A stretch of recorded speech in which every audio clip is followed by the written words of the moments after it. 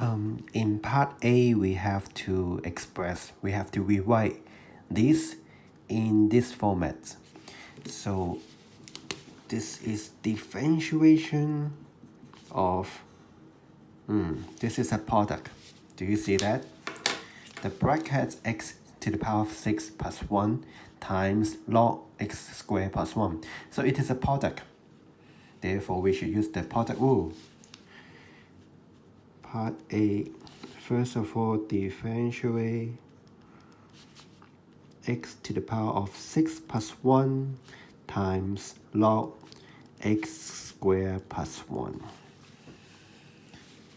So, use the product rule. Hold the first part, x to the power of 6 plus 1, and then differentiate the second part.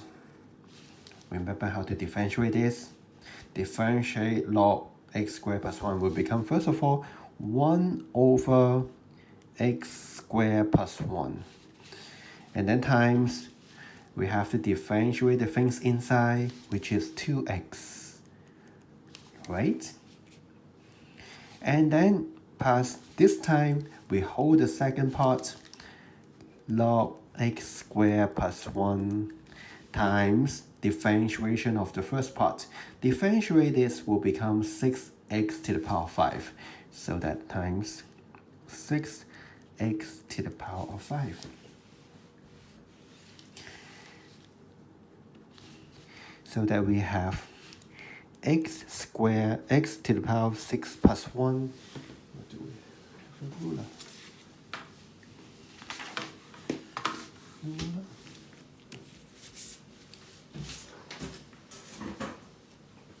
Oh, too bad I don't have a ruler here. Just draw a line. Over x squared plus 1 times 2x. And then plus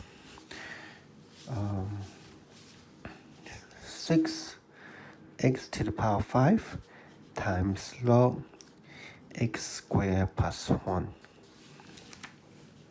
Okay? Now we have to we have to differentiate this, and the result should be in this format. Let's look at this. F of x and g of x are polynomials. So now we've got two parts, that's fine. And the first part, we need this to be f of x, function of x. And the second part, we need g of x times log x squared plus 1. So we need to make sure that f of x and g of x are polynomials. So are they polynomials? What is polynomial? Let's recall the polynomials. Paper.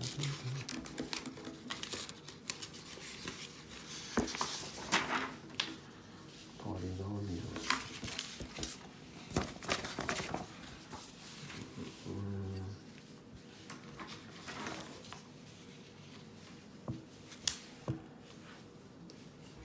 Okay, polynomials.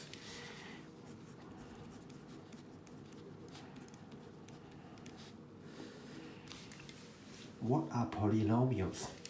Is number 3 a polynomial? Yes, a number is a polynomial. What about y? Is y a polynomial? Yes, a variable is a polynomial, and therefore x to the power of 2 is also a polynomial. What about a product of a number and variable like 5 x to the power of 3? Yes, it is a polynomial. So what about 5x to the power of 3 minus 3? Is it a polynomial? Yes, it could be more than one term, and therefore 10y to the power of 4 minus 5y to the power of 3 plus y to the power of 2 minus 2 is also a polynomial. These are polynomials. Then what about x to the power of 3 minus 3 to x to the power of 2 plus 8? over, what about over 7? Is it a polynomial? Yes, it is also a polynomial because you could treat it this way. It's like 1 over 7 x to the power of 3 minus 3 over 7 x to the power of 2 plus x over 7. So that you still could separate them into x to the power of 3, x to the power of 2, and the term with x to the power of 0.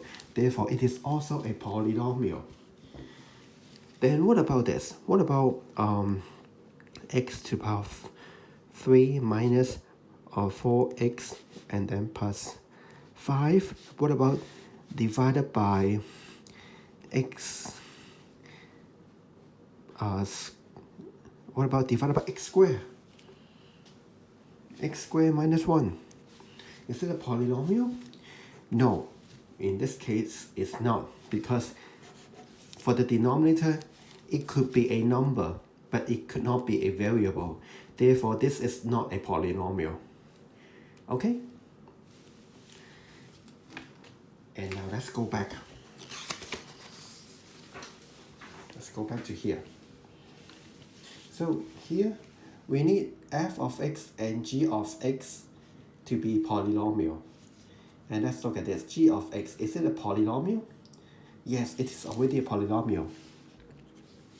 6x to the power of 5 is a polynomial. But what about this? Is it a polynomial?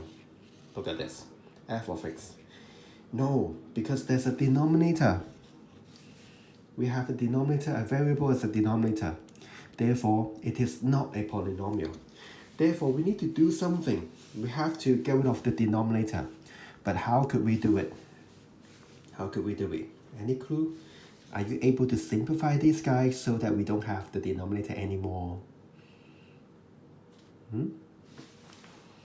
So let's go back to do some revision about identities. Identities. Remember those very famous identity? One of them we call this, this is my favorite one, a squared minus b squared. This is the difference of two squares equals to AB, 1 plus 1 minus.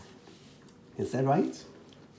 Okay, so instead of the difference of two squares, do we have difference of 2 cube? Do we have this identity? Yes, we do have this one. For cube, instead of difference, we also have the sum of 2 cubes. So there are 2 more. These 2 are very interesting. So what is the result? So this is a very easy way to memorize them. So first of all, the result, we have a small bracket and a big bracket. Small bracket and a big bracket. And then how do we fill these 2 brackets? First of all, the first term is A, the second term is B. So then we put A, B. A square, AB, and B square. So notice that there's no 2 here. It's different from the perfect square identity. There's no 2. And likewise, we put AB, A square, AB, and B square. So the only part that you have to pay attention is the sign. So how do we put the sign? Should it be positive or negative? Positive, negative, positive, negative. So please follow this rule. If this is negative, first of all, you just copy whatever it is. Copy. And then the second one, you're going to change it into opposite. If it is negative, then you have to change it into positive. And then the last one, no matter what, it must be positive. Okay? So follow the same rule. First of all, copy the same thing. If it is positive, copy. And then you have to change it to opposite. If it is positive, then you have to change it into the negative. And the last one, it must be positive. This is how we memorize these 2 identities. Okay? Now, look at these 2 guys. they are very similar. So we believe that they could be simplified. So what about x to the power of 6? Let's put it here. X to the power of 6. We have what? We have x to the power of 6 plus 1. Plus 1. So do you think that we could use this identity? Yes or no? 1, is it equal to 1 to the power of 6? Yes. It equals to 1 to the power of 6. They are the same. So therefore, oh, we need to the power of 3. Could we do something so that we could have to the power of 3? Yes, because x to the power of 6 means x to the power of 2 to the power of 3. And likewise, 1 to the power of 2 to the power of 3. Now, then we could use this identity now, right? So the first term is x to the power of 2. The second term is 1 to the power of 2. So that, let's write down the result. Small bracket and big bracket. Do you know what to put here? First of all, x squared, 1 square. X squared, 1 square. Sorry. We need a power 2 here, right? So that x squared to the power 2. And then x squared 1 square, and then 1 square to the power 2. Okay? Then what about the signs? First of all, what should they be? Yes, copy. And then minus. And then plus. So that it is x squared plus 1 times x to the power 4 minus x squared plus 1. So according to the identity, x squared, x to the power of 6 plus 1 could be written as this. Now let's go back to here. We know that the upper part could be written as x squared plus 1 times x to the power 4 minus x squared plus 1. And then divided by x squared plus 1. Don't forget that we have to times 2x. Okay? So we are so happy to see that something could be cancelled out. Okay? So that the things left behind is x to the power 4 minus x to the power of 2 plus 1. And then times 2x. So let's give the 2x to everyone so that we have 2x to the power of 5 minus 2x to the power of 3 plus 2x. So obviously, it is a polynomial. F of x, it is a polynomial. So it is good. And then plus g of x, 6x to the power of 5 times log x squared plus 1.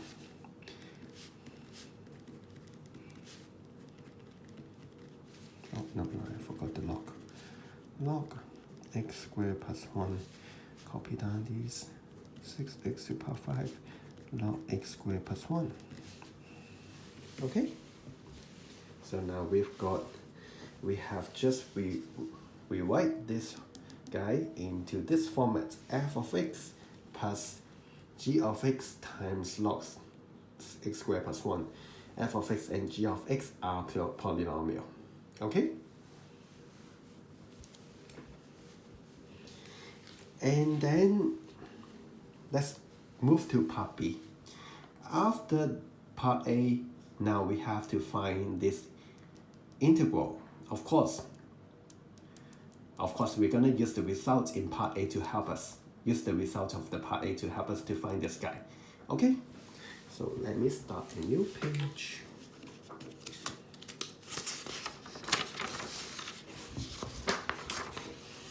Let's copy down what do we have in part A. In part A, we have differentiation of x to the power 6 plus 1 times log x to the power of 2 plus 1 equals to this very beautiful result, which is 2x to the power 5 minus 2x to the power 3 plus 2x, and then plus 6x to the power 5 times log x squared plus 1. Okay, so this is the result of the part A. And then in part B, we have to find integration x to the power 5 log x squared plus 1 dx. Do you think that we could find this by using this equation? Look at this. X to the power 5 times log x squared plus 1. Oh, it's very similar to this part. And what we need is to have the integration sign, right? So for this equation, could we do something so that we could have an integration sign? Yes, when we differentiate a function, it becomes a new function. That means that if we integrate the new function, it goes back to the original function. So that if we integrate 2x5 minus 2x3 plus 2x plus this, if we integrate this with respect to x, then it goes back to the original function plus a constant c. Since there's no boundary, so we have to put c here, right? And then now we could separate this integration into two integrations.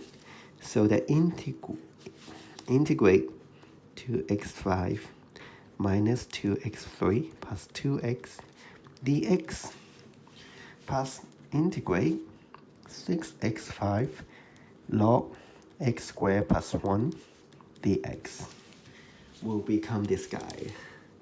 X to the power of 6 plus 1 log x squared plus 1 plus c, right?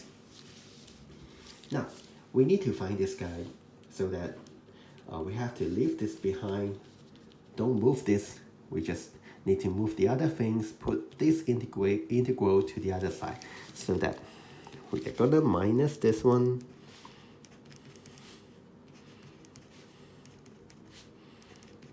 Minus integration 2x5 minus 2x3 plus 2x dx. Okay, and then the right hand side becomes just integration 6x to the power 5 log x squared plus 1 dx. Okay, now notice that we just need the integration of x to the power 5 times log x squared plus 1. X to the power 5 times log x squared plus 1. So the 6 here is extra. Do you think that we could get rid of the 6? Yes, because 6 is a constant, you can move it out, and the 6, you could bring it to the other side, become divided by 6. So therefore, we could find integration x to the power 5 log x squared plus 1 dx.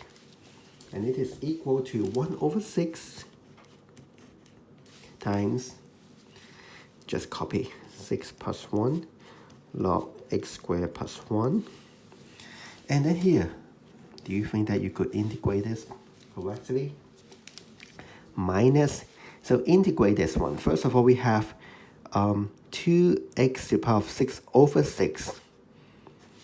And then minus 2x to the power of 4 over 4.